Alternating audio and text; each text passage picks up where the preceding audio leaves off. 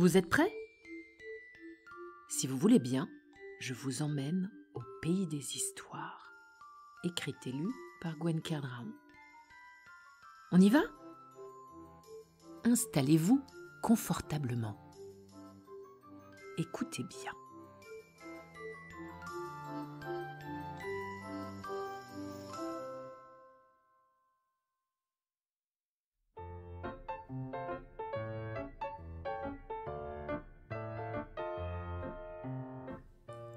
L'île au trésor. Canélia était une petite fille pétillante et heureuse. Elle adorait ses parents l'adoraient. Avec sa petite sœur, ils vivaient tous les quatre dans une jolie maison entourée d'un adorable petit jardin. Depuis toute petite, Canélia n'avait pas son pareil pour trouver ce qu'elle appelait des trésors.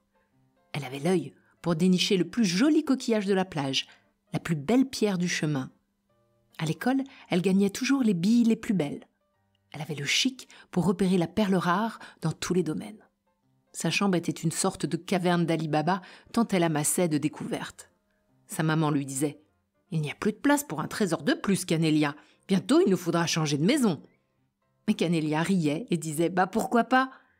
Elle n'imaginait pas se débarrasser de la jolie pierre brillante ramassée avec papier-mamie quand ils s'étaient promenés ensemble dans la forêt l'année dernière.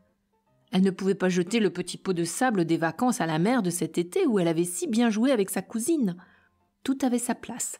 Rien n'était de trop. Canélia se sentait bien entourée de ses trouvailles, comme autant de souvenirs vivants.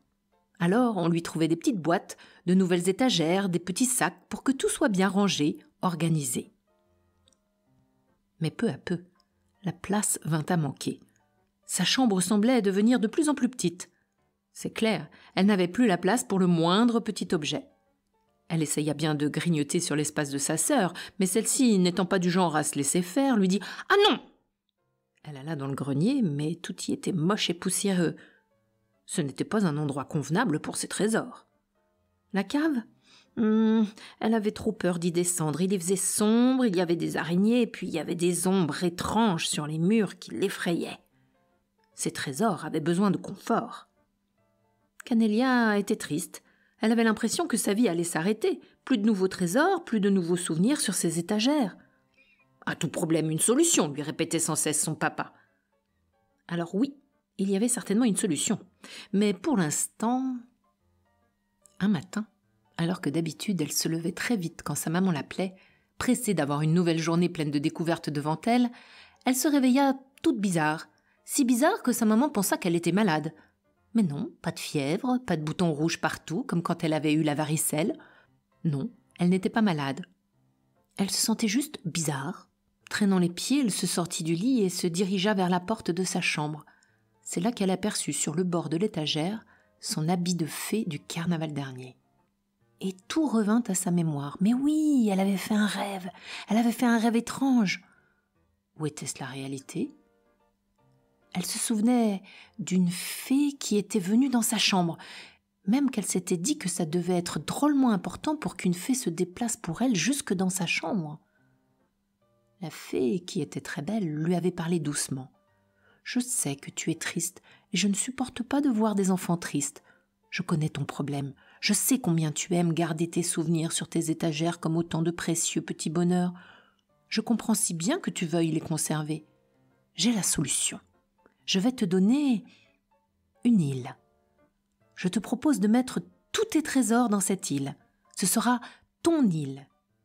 C'est mieux qu'une étagère, tu verras. Tu peux y déposer des objets, bien sûr, mais plus encore, je te promets. Tu peux y aller quand tu veux, quand tu en as besoin. Tu t'y sentiras bien.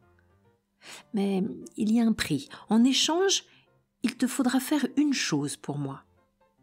Mais tout ce que vous voulez, répondit-elle, impressionnée, même si elle n'avait pas tout compris.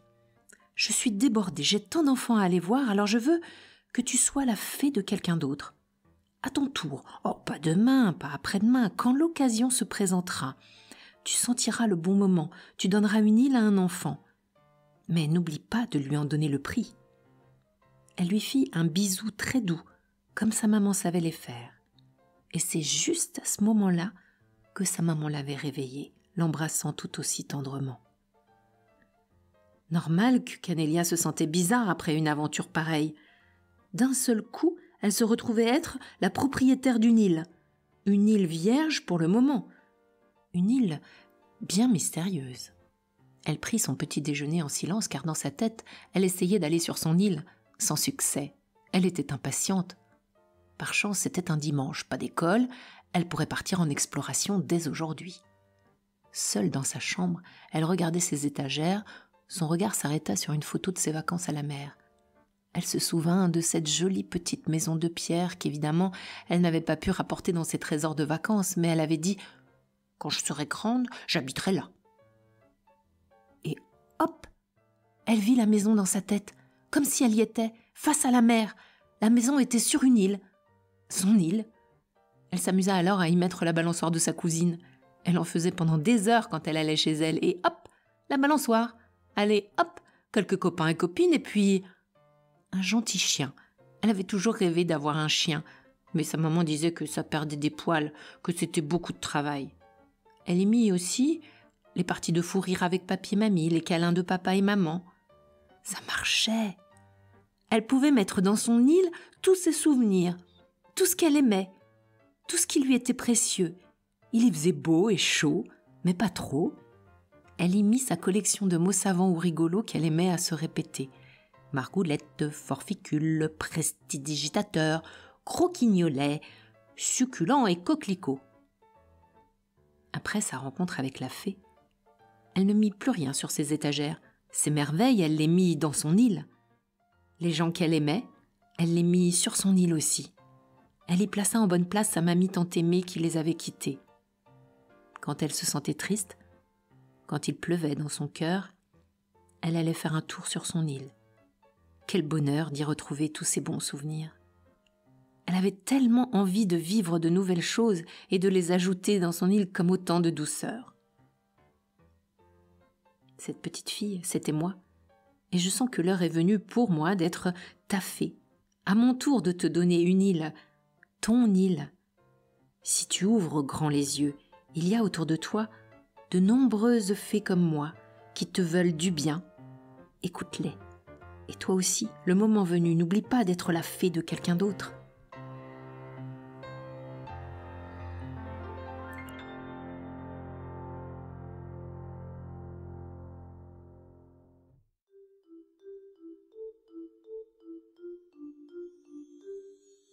L'histoire est finie.